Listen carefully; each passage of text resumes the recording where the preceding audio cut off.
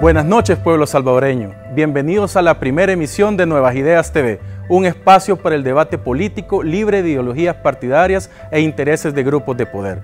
Nuevas Ideas TV defiende los intereses del pueblo, a diferencia de la mayoría de programas que representan intereses corporativos. Los mismos de siempre cuentan con la mayoría de espacios en los medios tradicionales. Este será un programa donde habrá una verdadera libertad de expresión y se dirán las cosas como son, sin censura ni presiones de grupos de poder.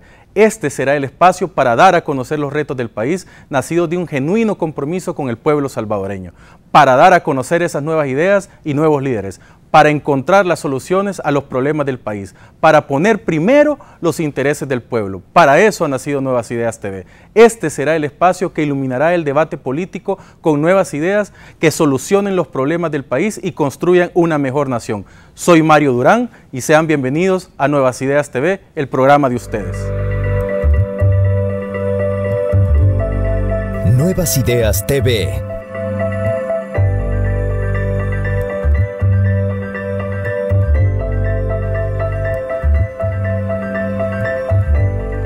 Gracias por sintonizar Nuevas Ideas TV.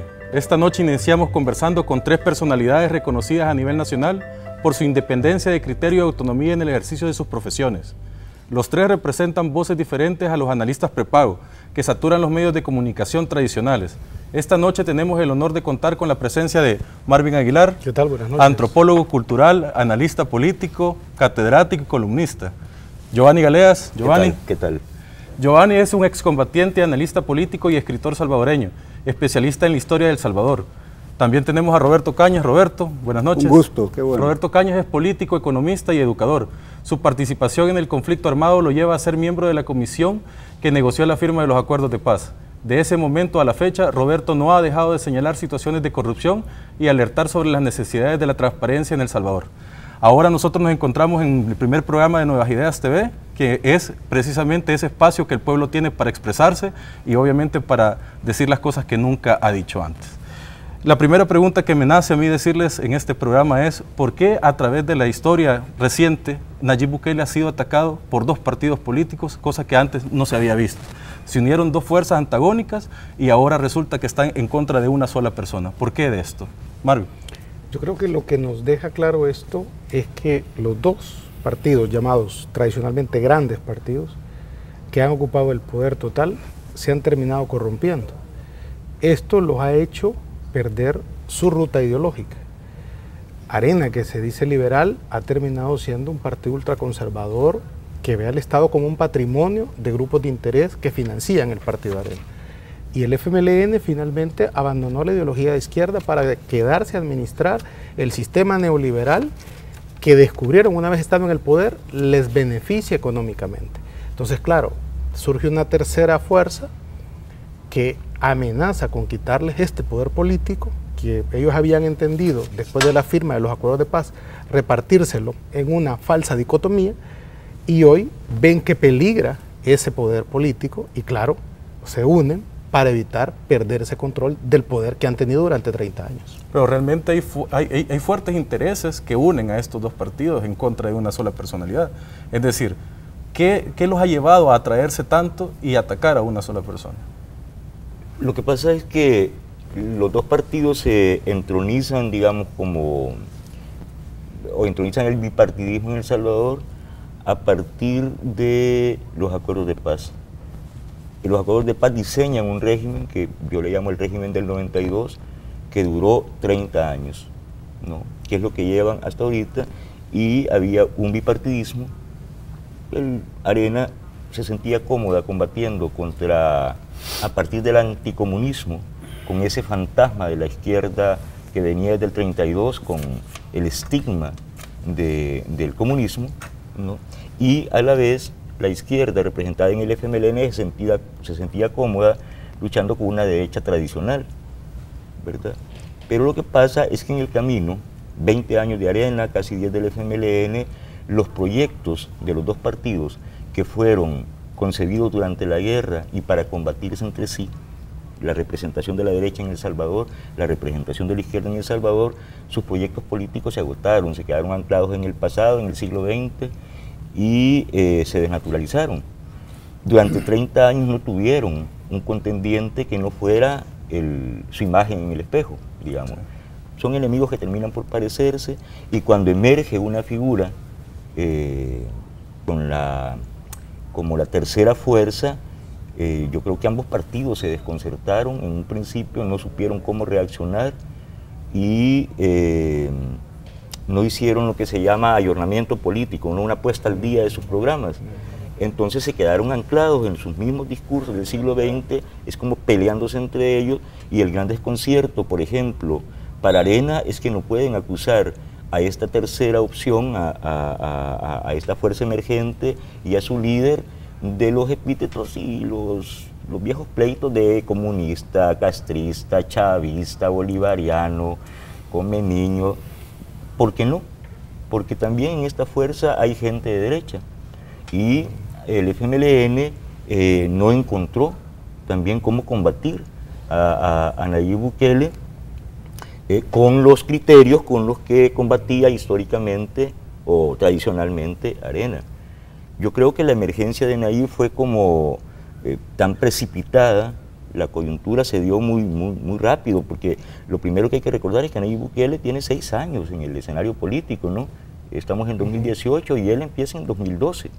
En Ocotlán. 6 años, entonces es una emergencia bastante rápida, veloz, y creo que eso desconcertó a las dos fuerzas que estaban ya con sus proyectos políticos desgastados, muy desgastados, anclados en el siglo XX como referencia, y no habían terminado de llegar al siglo XXI. Ambos, tanto Giovanni como Roberto, pues son excombatientes, ¿no? Ustedes vivieron la guerra. Perdón, en mi caso sí, excombatiente, en el caso de Roberto sí, un comandante, y un comandante. Me honra mucho sí, es cierto. Comandante histórico, por cierto. Lo sabemos, sí, pero sí, Roberto, imagínate, tantos años pasaron en la guerra, se firmaron los acuerdos de paz, tú fuiste partícipe de ellos. ¿Tú te sientes cómodo con lo que ha sucedido en esta fecha? Es decir, ha venido siendo obvio ese proceso en el que el FMLN cada vez se parecía más a Arena. Bueno, cuando hay una enorme cantidad de personas que de manera generosa entregaron sus vidas por las transformaciones sociales, el grado de decepción es enorme, porque la pregunta es a la vuelta después de la firma del acuerdo de paz, después del sacrificio de tantas personas, ver que el modelo económico, por decir algo, está intacto, ver que los esfuerzos que se hicieron para crear una fuerza político-militar con una presencia internacional muy fuerte, terminaran prácticamente en mantener la situación del estado de cosas igual. Entonces hay mucho hartazgo de la población, de la clase política en su conjunto, hay una acumulación de descontento, un malestar por el maltrato que han recibido muchos militantes y simpatizantes del FMLN, hay también pérdida de credibilidad. Las personas están muy decepcionadas del desempeño de los partidos porque miran que han pasado 30 años y no hay cambios importantes en su situación cotidiana, es decir, no ha mejorado su situación de empleo en términos de salarios decentes, de estabilidad laboral, no ha mejorado su capacidad adquisitiva, el costo de la vida va en aumento, no pueden sentirse seguros ni en su casa, ni camino al trabajo, están en las zozobras si sus hijos van a llegar bien de la escuela, y esa combinatoria de falta de cambios importantes en la situación económica por un lado y de seguridad por el otro, hacen que se pregunten, bueno, y después de 30 años de gobiernos de Arena y del FMLN, ¿en qué ha mejorado mi situación personal y familiar? Eso explica también la migración, porque claro, El Salvador se ha convertido en un país expulsor de su población. Entonces nos encontramos en dos aspectos centrales que explican esta situación de la que estamos hablando. En primer lugar, la decepción. Hay una profunda decepción de la población acerca del desempeño de estos dos partidos tradicionales.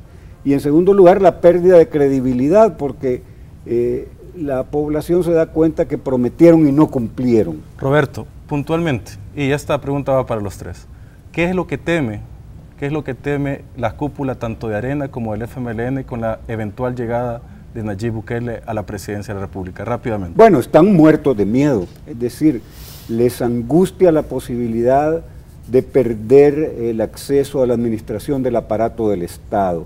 Y el referente que tienen más inmediato son las encuestas. Así es decir, no solamente las encuestas que se hacen públicas, sino que las encuestas internas que tienen ellos, que les están diciendo que a pesar de que Arena, por ejemplo, tiene un candidato que no ha empezado hace 4 meses, sino que él reconoce que desde hace 2 años tiene casi dice publicidad él, pero la verdadera en la portada realidad de los periódicos, que tiene como 4 los panfletos. Muertos de miedo, acuden a la utilización de todos los recursos que puedan tener a la mano para evitar la posibilidad en una primera instancia de que Nayib llegue a ser candidato y después de que pueda, porque todas las encuestas, y es que el problema de las encuestas es que ya es tendencia, no es de analizar una por separado, si analizas 3, 4, 5. Y ya vamos a hablar sobre las encuestas en el programa, pero Giovanni, ¿qué apuntarías tú a esta pregunta? Rápidamente. Roberto señala lo principal, es el miedo a perder la administración del aparato del Estado en favor de interés de élites y cúpulas, ¿no? Sean financieras o partidarias. Pero hay otro aspecto, que es que Nayib Bukele ha hecho centro de su discurso político y de su campaña la lucha contra la corrupción. Y el problema es que el régimen del 92, en sus 2 versiones, Arena y FMLN, que Nayib, bueno, ha señalado que el FMLN terminó pareciéndose tanto a Arena que le llama Arena 2.0 al FMLN, que tienen 2 componentes estos 2 partidos. En su ejercicio de poder han mostrado 2 características, uno es la ineficiencia y el otro es la corrupción. Por eso estamos como estamos en el país, por eso la gente está tan desencantada y por eso es el apoyo mayoritario a esta opción nueva que es Nayib Bukele. Si dice él, mi principal tema es la corrupción, entonces estos partidos van a ser objeto de investigación, no solo los partidos, sino también la institucionalidad. El problema es que han sido más corruptos que ineficientes. Y si alguien dice, un líder político dice, mi problema es la corrupción y eso es lo que voy a combatir, pues si aquí el principal problema del país es la corrupción, evidentemente es la corrupción. Gracias, Giovanni. Marvin, vamos a regresar porque tenemos que hacer un corte comercial con esta respuesta que la estamos esperando con ansias.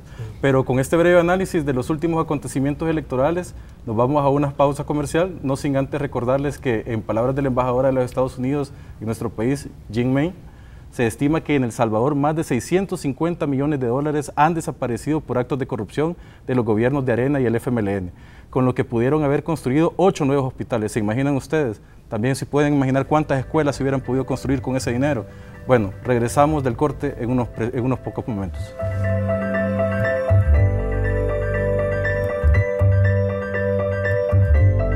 Estás viendo Nuevas Ideas TV.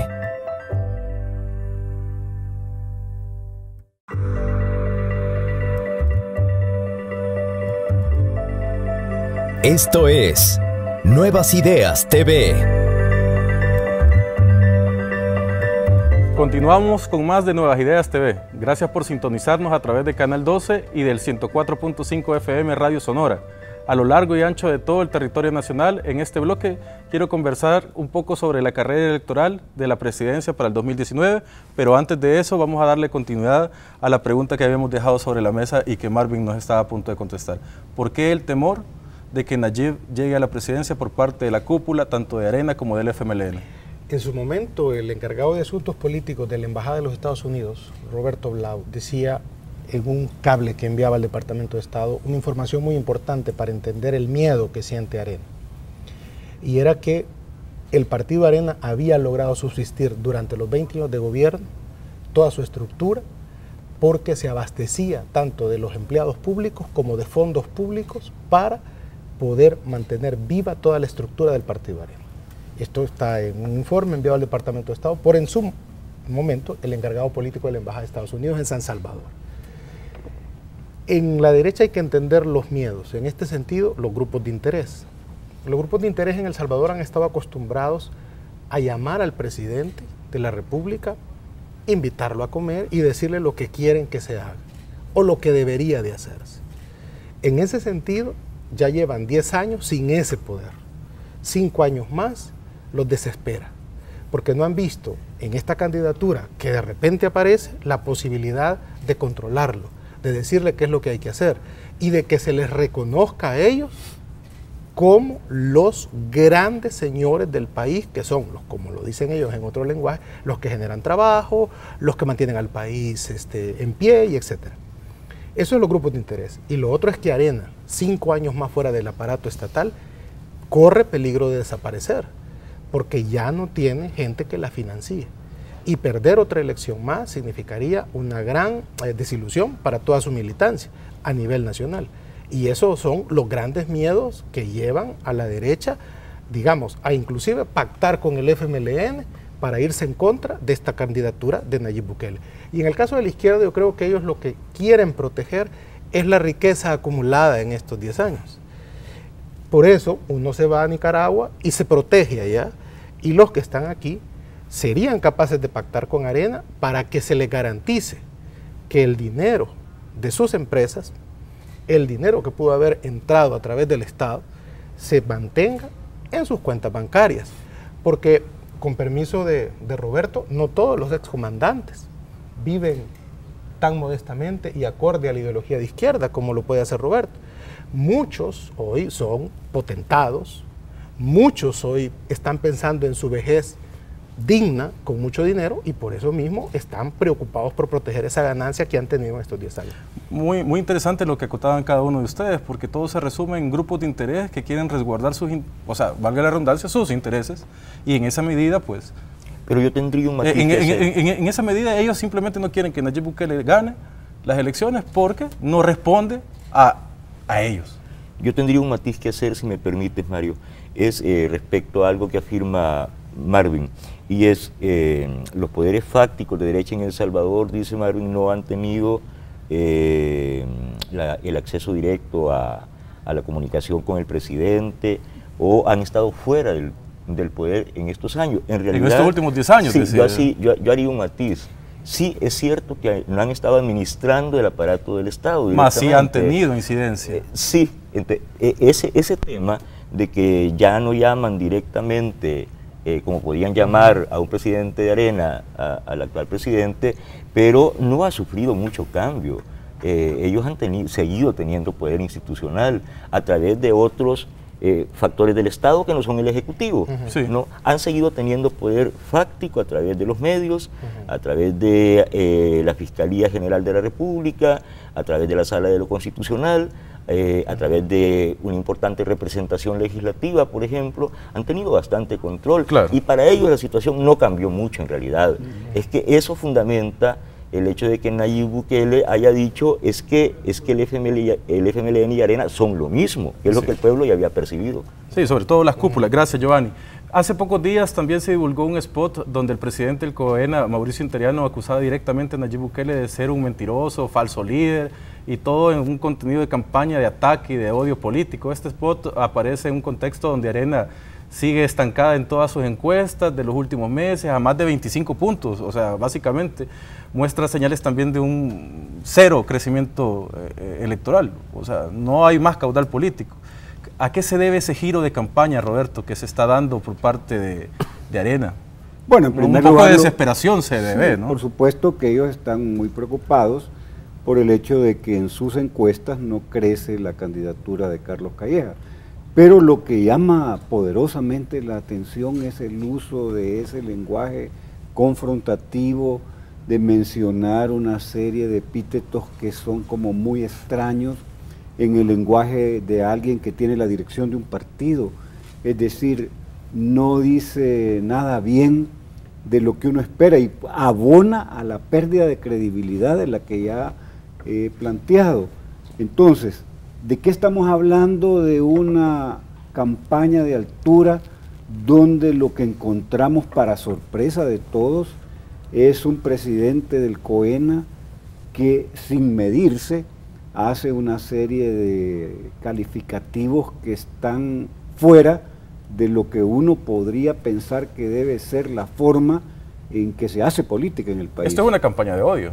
Es una campaña inaceptable, de epítetos, de descalificación, que no abona a la búsqueda de la la credibilidad perdida, pues. Entonces, estamos hablando de que no, la gente está harta porque no cumplen con sus promesas, porque están en esa confrontación estéril. Y porque no devuelven lo robado también. Por supuesto, porque ese es el fondo de lo obsceno en un país pobre, del desvío de los fondos públicos para un interés particular, porque, es decir, en cualquier circunstancia, en cualquier país es grave que personas se apropien de los fondos públicos. Por supuesto. Pero por supuesto es más condenable que, siendo un país pobre, es verdaderamente perturbador que sujetos lleguen a administrar el aparato del Estado para enriquecerse, viendo que los servicios públicos básicos, la educación, la salud, la seguridad del país andan mal,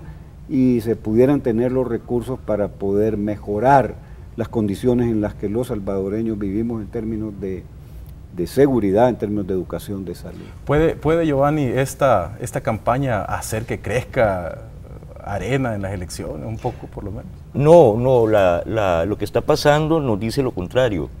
En Arena no se ha registrado solo un estancamiento de la campaña, sino un retroceso. ¿Un retroceso? Sí, va del estancamiento al retroceso. Eso es comprobable en los números de las encuestas, pero es por una razón. Mira, ahí es verificable que cuando tú le dices mentiroso a alguien, utilizando mentiras en la argumentación... En cada uno de los... Sí, en cada ítem. Y te cito uno muy rápido. Bueno, se dice, es que Nayib Bukele es parte de los 10 años del FMLN, de esa mala gestión y corrupta gestión del FMLN, pero se omite decir lo que todo el mundo sabe, que a Nayib lo expulsaron del FMLN por hacer la crítica dentro del FMLN a la ineficiencia. No solo eso, ha estado solamente 6 años en política, de los cuales 2 periodos ha sido alcalde de Nuevo Cucatlán de San Salvador y exitosos. Sí, pero lo expulsan por hacer la crítica pública, enérgica a ineficiencia y a corrupción, y por eso lo expulsan. El otro fenómeno es, bueno, dice, el presidente saca que de Arena, en el partido en el que está Nayib Bukele, el expresidente Saca se afilió cuando salió de Arena al PCN, un partido de la coalición de Carlos Calleja y de Interiano. Se afilió al PCN, no a Gana. Cuando él sustrajo ese dinero de los fondos públicos, ese dinero fue a parar a Arena, y esto está reconocido, no lo que lo decimos nosotros, sino en sede judicial. No, y está en las redes, en internet, ustedes pueden buscar, hay una declaración de parte de Tony Saca en la que dice claramente que los fondos fueron a parar a Arena, y ese dinero no lo han regresado. Por eso la gente dice, regresen lo robado. No, pero además no menciona a Funes, menciona a Funes, pero no menciona a Paco Flores.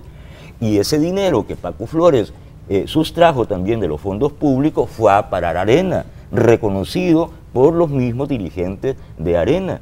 Y ese dinero no lo han regresado, regresen lo robado. La gente por eso les dice, regresen lo robado. Entonces, cuando se usan argumentos tan débiles o no se dice la verdad y es más, se miente de esa manera, entonces esa campaña no tiene ninguna posibilidad de éxito, absolutamente ninguna.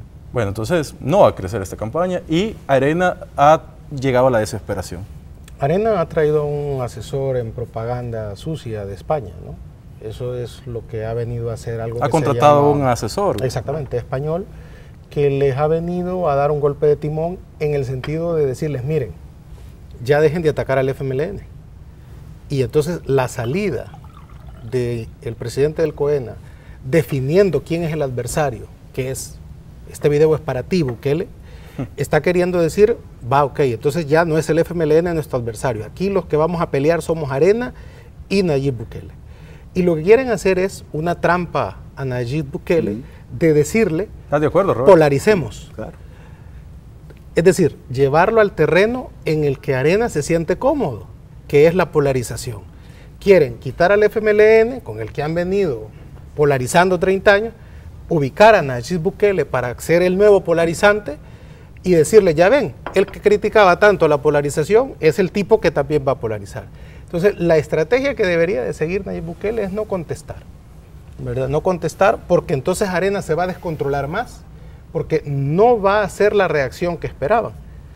Digamos de que este asesor que ha traído de España Arena ha trabajado en la campaña de Felipe Calderón en México, que fue la que le organizó y lo comparó con Chávez, lo comparó con Fidel Castro, y el error en ese momento de Manuel Andrés López Obrador fue caer en empezar a decir que él no era Chávez, que él no era socialista, y llevó a la presidencia a Felipe Calderón. Entonces creo que la idea es polarizar la campaña. Yo no diría que es una campaña de odio, sino una campaña polarizante. Y esa situación es la respuesta en redes sociales, que digamos Nuevas Ideas no tuvo necesidad de contestar, sino que la misma población les revirtió, digamos, esa idea de llevar la campaña al insulto, ¿verdad? Porque la idea de insultar, llamarlo mentiroso, decir que es igual a Funes, es decirle ladrón, Sí, sí, sí. ¿verdad? O que va a ser peor que Mauricio Funes, es decirle que va a robar más que Mauricio Funes, para que Nayib Bukele saliera a pelear, que es lo que Arena se siente totalmente cómodo.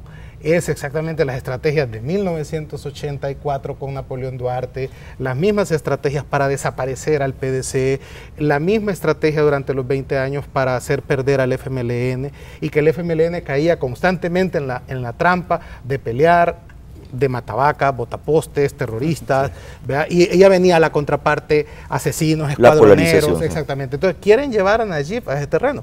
Por lo tanto, lo más adecuado es lo que ha sucedido. Cero contestación a esa provocación. Ellos quedan. Una frase clásica: águila no caza mosca. El águila no caza mosca. Eso dijo Nayib, me parece muy correcta la respuesta. Ciertamente, una campaña sucia es lo que tenemos ahorita por parte de Arena. Pero bueno, también el comportamiento de un hombre cambia cuando cae en desesperación, y eso es lo que hemos estado viendo. Pero recordemos que la Fiscalía acusa al expresidente Funes por lavado de dinero y peculado en el caso saqueo público por 351 millones de dólares, aunque todavía no lo han comprobado. Pero lo que desde ya podemos afirmar que Funes sí robó fue la esperanza de este pueblo y la posibilidad de un cambio. Regresamos en unos minutos. Gracias.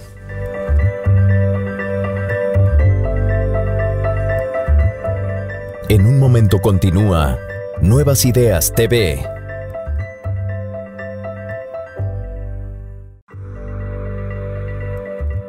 Estás en sintonía de Nuevas Ideas TV.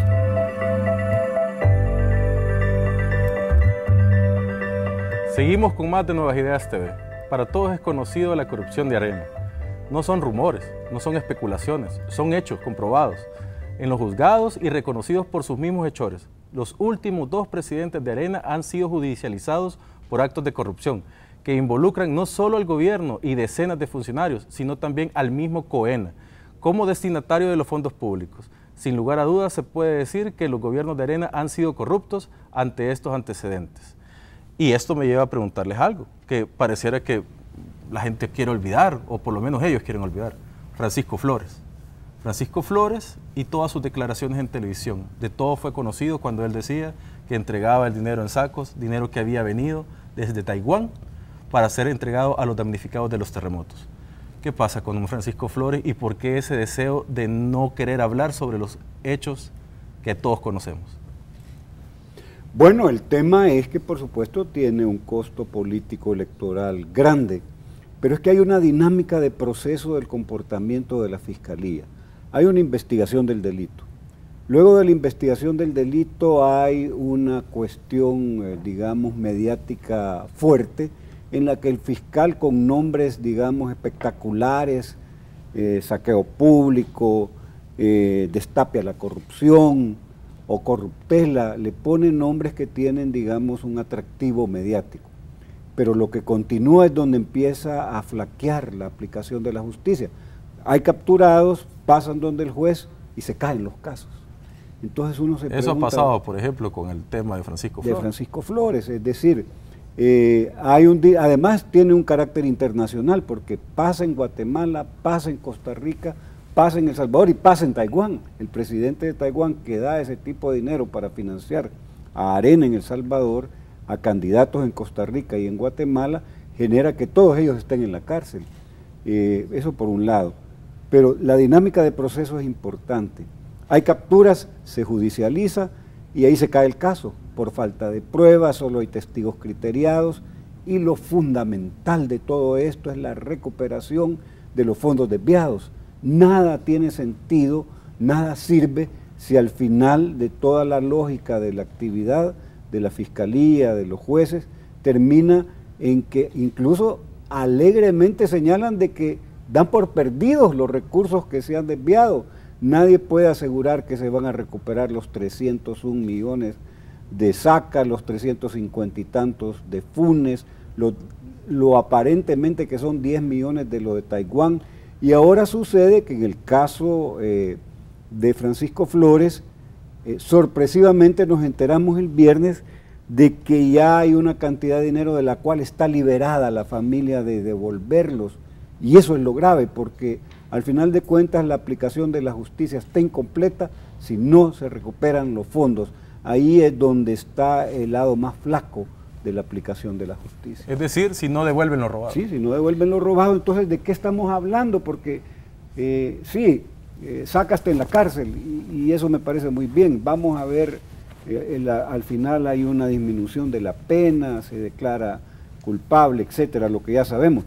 Pero lo que no está claro para nada es la recuperación del dinero robado. 15 millones. 15 millones que la Cámara dio liberó a la familia de poder devolver con sus bienes. En el caso de Francisco Flores. Aunque hay que decirlo, la Fiscalía tiene la oportunidad de presentar recurso de casación para que la Cámara lo envíe a la Sala de lo Penal, y esperemos de que hoy la Fiscalía haga bien su trabajo, que presente los recursos adecuados para que no se vuelva a caer el caso, que aparentemente es por una mala, digamos, trabajo de la Fiscalía a la hora de presentar o documentar la prueba testimonial, ha terminado cayéndose en el caso de Francisco Flores en esta oportunidad. El fiscal, lo último que se supo es que no habían entregado prueba testimonial y certificación de una documentación. Y bien documentada. Y otro dato interesante es que si se le llegara a caer este caso finalmente al fiscal, tiene la oportunidad, porque ahí están los libros contables, que la Fiscalía los tiene. Los de Arena, ¿no? Exactamente, no se les perdieron. Que es el manejo de la partida secreta durante la presidencia de Francisco Flores, que suma, digamos, algo que hay que explicarlo, 150 millones de dólares. Solo el manejo de la partida secreta durante la presidencia de Francisco Flores. Y vemos que hay un funcionario de esa presidencia, Aldo Parducci, procesado en estos momentos porque hay una conducta, hay una forma de hacer las cosas, que es darle a Luis Martínez $200,000 para que después Luis Martínez, como fiscal general de la República, le alquile un inmueble en $700,000, ¿verdad? Y hay una forma de arreglar las cosas. Entonces, es decir, hay una especie de conducta consuetudinaria de hacer las cosas a través de actos, de componendas, de compra-ventas, de voluntades. Para comprar impunidad. Para comprar impunidad. Entonces, en ese sentido, digamos que es lamentable que se haya exonerado estos 15 millones que todo el mundo vio, que él aceptó, que tal como lo dice Roberto, el presidente de Guatemala que recibió dinero fue procesado y metido preso por eso. Igual en Nicaragua, Bolaños, igual Costa Rica, los 3 presidentes que recibieron de eso, y el presidente en Taiwán está preso por eso. Entonces, y El Salvador nuevamente vuelve a quedar libre el presidente, mientras otros presidentes por eso mismo están presos en sus respectivos países. Aquí se le declara, digamos, exonerado de pagar, que es lo que al final interesa al Estado. Es que ahí hay que agregar algo que yo considero que es un factor muy importante. Es que hay una reiteración de conducta, porque si bien se mete preso al expresidente Saca, si bien se procesa al expresidente Flores y hay un proceso en contra del expresidente Funes, es como si los robos, que son delitos complejos los que han cometido porque implican lavado de dinero, y eso no lo hace una persona sola, no se puede, estos son delitos de carácter complejo, pero aquí se opera como si fuera una persona la que cometió un delito. Bueno, yo he dicho reiteradamente que el dinero no se lava en esa magnitud de 300 millones de dólares en el mercado de San Miguelito, no se lava en un car wash, ni en una tiendita de barrio, es en el sistema financiero local, regional y mundial. ¿Y dónde está la investigación sobre los bancos? Es un cómplice necesario. El fiscal ha dicho, yo voy a investigar a la banca por eso, pero no ha investigado a la banca. En el mundo se han cerrado bancos, ahí nomás en Honduras se han cerrado bancos por eso, pero aquí no hay una investigación sobre la banca. Luego está que cuando hay confesión de parte, relevo de pruebas. Este es un principio de derecho clásico, ¿no? Claro. Pero dice... sí, nosotros recibimos el dinero, somos los destinatarios del dinero defraudado al pueblo, pero no hay investigación sobre quienes están diciendo nosotros somos los destinatarios de ese dinero, no han regresado lo robado. ¿Por qué digo esto que es importante? Porque hay un fiscal, el fiscal general preso por una figura, omisión de investigación. Y el fiscal actual debería tener muy en cuenta que si el delito, o uno de los delitos cometidos por los cuales él acusa al fiscal general que está preso, es omisión de investigación, aquí hay omisión de investigación perpetrada por el actual fiscal respecto al lavado de dinero, porque todo ese dinero pasó por la banca nacional. El dinero de Tony Saca, allí va, bueno, dicen lo de Funes también en bolsas negras, sí, salían de bancos del sistema financiero nacional, pero no hay investigación al respecto, no que se sepa. Y luego, cuando los destinatarios de esos dineros robados al pueblo dicen, sí, nosotros lo recibimos, el fiscal hace una figura un poco extraña, dice, es que yo no puedo meter preso un partido. No, si es que no se trata de meter preso un partido. Pero si en ese punto, Giovanni, y ahí sí me gustaría que me lo dijera Roberto. A ver. O sea, si hay destinatarios, y el fiscal ha dicho, no puedo meter preso un partido político, pero se puede cancelar un partido político. Sí, hay un debate en relación a eso. De hecho, hay muchas personas en redes sociales, el pueblo salvadoreño en general, reclamaba la cancelación incluso del Partido Arena. Sí, hay que buscar el instrumento legal que permita y posibilite que la sanción ante el desvío de recursos públicos para un interés privado sea como consecuencia la cancelación de un partido, porque es que en el fondo lo que hay es la deslegitimación de la democracia, la pérdida de credibilidad, el hecho de que las personas sienten de que hay recursos limitados, hay grandes necesidades, y la resultante de todo es que partidos políticos, sus dirigentes se quedan con ese dinero, y la labor de servir, que es la función pública, se convierte en servirse de los fondos del gobierno para un interés particular. Eso es el problema, porque además como que la realidad es líquida, o sea, las cosas pasan muy rápidamente, y la apuesta de estos partidos es aquí todo se olvida, es decir, pasadas 48 horas viene un suceso todavía más grave e impactante en la vida nacional que hace que el anterior se olvide. Y aquí estamos haciendo, y por eso es importante este tipo de programas, porque es la relación de tres. ¿Cómo es posible que en un país los tres últimos expresidentes de la República estén vinculados a actos de corrupción? Eso dice mucho de la realidad del país y la necesidad de cambiarlo. Así es. Y están pidiendo un quinto periodo. Arena está pidiendo un quinto periodo y está pidiendo a la población salvadoreña que confíe en ellos después de que todos estos casos de corrupción ni siquiera se pronuncian. Es decir, es un poco complicado creer que en alguien cuando te ha fallado, ¿cuántas veces? O sea, ni siquiera podemos decir 4 veces por los presidentes que ha tenido Arena, sino que hay casos de corrupción, cantidad de casos de corrupción en todas las gestiones de Arena. Bueno, pero antes de continuar con esta conversación, y que de hecho deberíamos de retomarlo en este punto, esa solicitud de confianza al pueblo salvadoreño por parte de estas personas, vamos a ir a un corte comercial. Nos queda claro que durante las últimas décadas los mismos de siempre se han dedicado a robar el dinero del pueblo. Y a manera de ejemplo, pues recordemos el defalco de $8 millones de ANDA, ¿se acuerdan? Carlos Perla se pagó una casa en el volcán con su propio pozo y bodega de vino. Una pausa comercial y volvemos con más.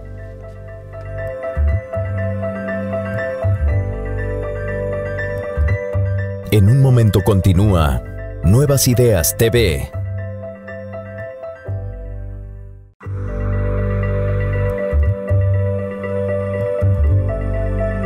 Esto es Nuevas Ideas TV. Seguimos con más en Nuevas Ideas TV, a través de la señal de Canal 12 y 104.5 FM Radio Sonora. Bueno, estamos llegando al último bloque de Nuevas Ideas TV, pero estábamos quedándonos un poco cortos con el tema de una quinta reelección de Arena. ¿Será que el pueblo salvadoreño se puede volver a equivocar con ellos? Quinta, le están pidiendo confianza.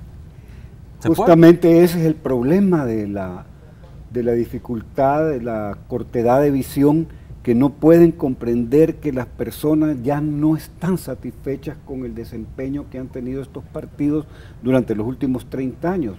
Los 20 años de Arena han sido la expresión de la dificultad en la vida económica de las personas, menos empleo, el costo de la vida es mayor, se encuentra con muchas dificultades.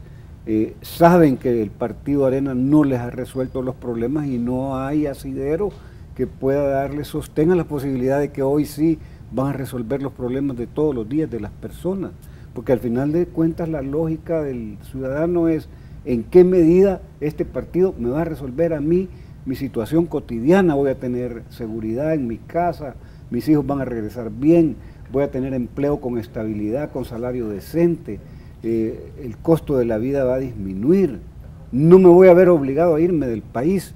Entonces, esas cosas no están presentes en la lógica de un partido como Arena. Nunca le ha dado respuesta a las necesidades del pueblo salvadoreño, Arena. Exactamente.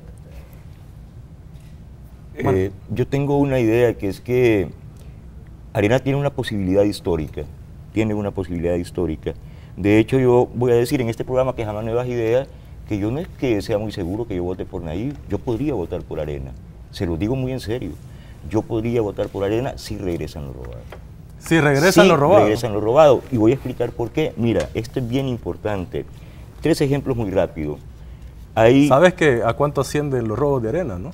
37 mil millones de dólares, hay un cálculo bastante fundamentado que anda por esa suma, es bastante. 37 mil millones de dólares para que hagan la cabuda a los de Arena, está. Si me permites, cuando se cambia la situación histórica de un país con una frase, una palabra clave que quiebra en dos la historia de un país. 4 ejemplos, muy rápido digo.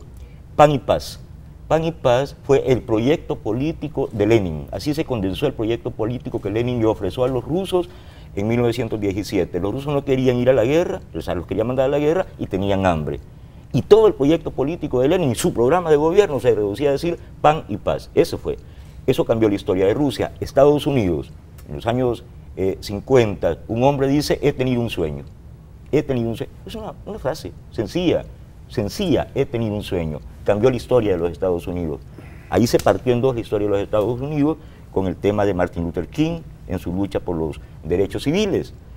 Aquí, porque esas dos, pan y paz y he tenido un sueño, reflejaban verdades profundas e incontrastables de una historia.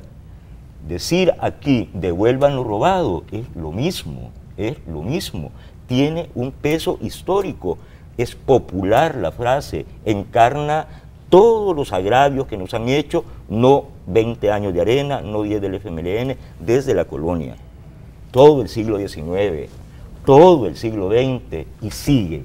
Por eso este pueblo dice, devuelvan lo robado. Yo no estoy bromeando, digo, yo no estoy seguro de votar por Nayib Bukele, yo podría votar por Arena si regresan lo robado. Hay una cosa interesante en política es confianza y hechos. En 1989, si ustedes se recuerdan, el lema de Arena era hoy lucha, mañana paz, progreso y libertad. Y cuando firman los acuerdos de paz, cumplen la primera parte de ese eslogan, la paz. Con Calderón Sol se les cae el progreso, porque es cuando suben el IVA al 15 y se detiene. Al 13, perdón. Al 13. De eso todavía no han culpado a Nayib. Hoy lo quieren subir al 15. Entonces, y ahí se detiene el crecimiento que el país traía. Ahí empezaron a incumplir el progreso.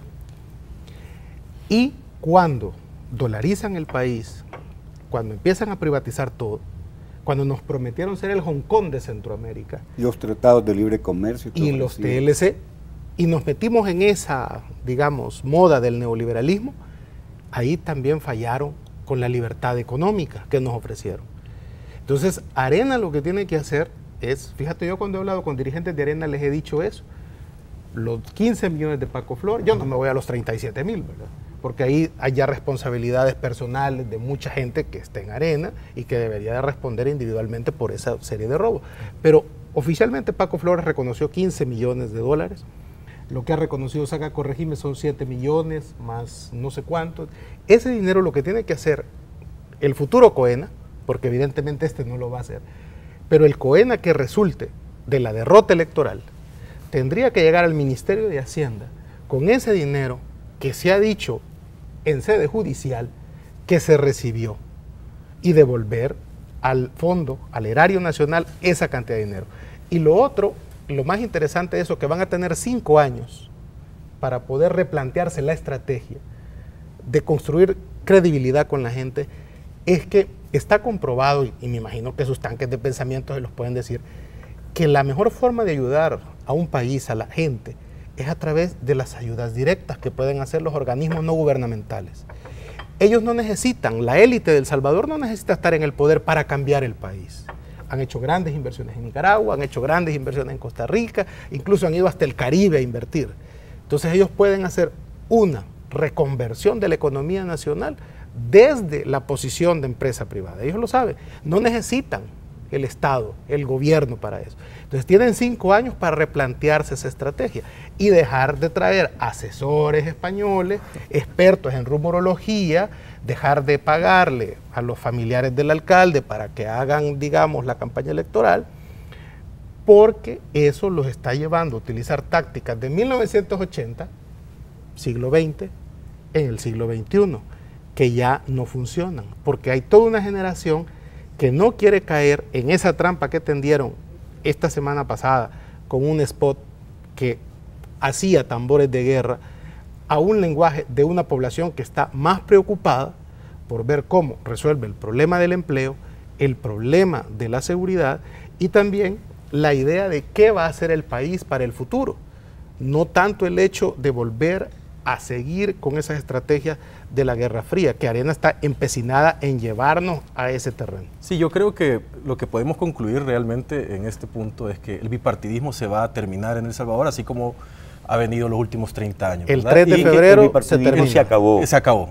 Bueno, de hecho se acabó el 3 de marzo. Oficialmente, termina el 3 de febrero. El bipartidismo se terminó. Pero en marzo. Pero Arena también está en ese camino también de la desaparición. Cuando el FMLN pierde casi 400,000 votos en una sola elección, bueno, ahí se acabó el bipartidismo, pues se acabó una opción, la del FMLN, que pasa a ser un partido residual, marginal. ¿Y cómo no va a ser marginal con el 7% de los votos en promedio en las encuestas? Claro que se acabó, se defundó. Bueno, entonces es momento de conclusiones. Lamentablemente se nos terminó el tiempo. Roberto. Bueno, lo importante es que este tipo de espacios que se abren tengan la posibilidad de las personas se puedan formar su propia opinión a partir de las consideraciones que hacemos. Si ese objetivo se ha logrado, es positivo, porque abre en la mente de los votantes componentes diferentes que les ayudan a entender y a cambiar la realidad, y ese es el objetivo. Yo de mi parte mantengo la oferta, Arena, gánense mi voto, regresen lo robado y van a contar con mi voto, seguramente con el de mi familia, con el de muchos de mis amigos, muy sencillamente, devuelvan lo robado. Marvin. Yo creo que hay que salir a votar el 3 de febrero. Hay que terminar esto en una primera ronda electoral. Arena le está apostando a que haya segunda ronda electoral. Incluso su Instituto de Cultura Política, que ha hecho pública una encuesta totalmente sesgada, le está queriendo apostar a que haya una segunda ronda. Creo que hay que ahorrarle dinero al Estado. Creo que todo el mundo debe de ir a votar y resolver esto. Es mentira que la mayoría de veces se ha resuelto en segunda ronda. En estos 30 años solo 2 elecciones presidenciales se resolvieron en segunda ronda. La gran mayoría de elecciones se ha resuelto en primera ronda y yo esperaría que la gente salga a votar el 3 de febrero para que no tengamos más meses de más guerra sucia o de tratar de llevarnos a una polarización que es innecesaria. Gracias, Marvin. Gracias, Giovanni. Roberto, gracias. muchísimas Igual, Mario, gracias por haber estado invitación. en esta primera emisión de Nuevas Ideas TV. Con este panorama cerramos este es su primer programa. Ha sido un honor contar con su compañía y durante este primer programa recuerde sintonizarnos el próximo miércoles y domingo a través de las señales de Canal 12 y 104.5 Radio Sonora. Que tengan buenas noches y que Dios los bendiga.